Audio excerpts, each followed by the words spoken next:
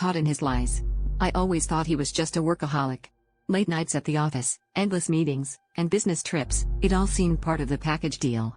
But when his boss mentioned a weekend retreat he never attended, my curiosity spiraled into suspicion. My heart pounded as I tailed his car one Thursday evening, my mind racing with 1,000 possible explanations.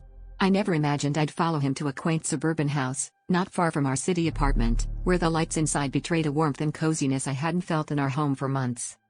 I parked down the street, my heart a drumbeat of betrayal and adrenaline, as I watched a woman with a familiar smile greet him at the door. A toddler, the spitting image of my husband, giggled and clung to his leg. My mind refused to process the scene unfolding before me, my breath catching in my throat as I realized this was his secret life, a family he never mentioned, a life he was never supposed to have. The weight of his deceit pressed down on me, but what shattered me most was the realization that he looked truly happy. Confronting him later that night, I demanded answers, my voice a mixture of rage and heartbreak. He confessed to everything with a calmness that only fueled my anger. He had met her years ago, before we were married, and never found the courage to end things, caught in a web of his own making. He loved us both, he claimed, but I could only feel the sting of betrayal.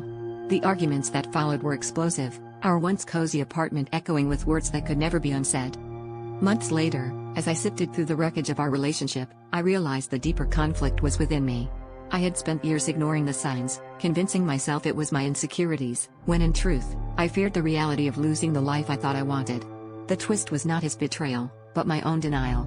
It was time to confront the truth and rebuild my life, not from the ashes of our marriage, but from the remnants of my own strength and self-worth.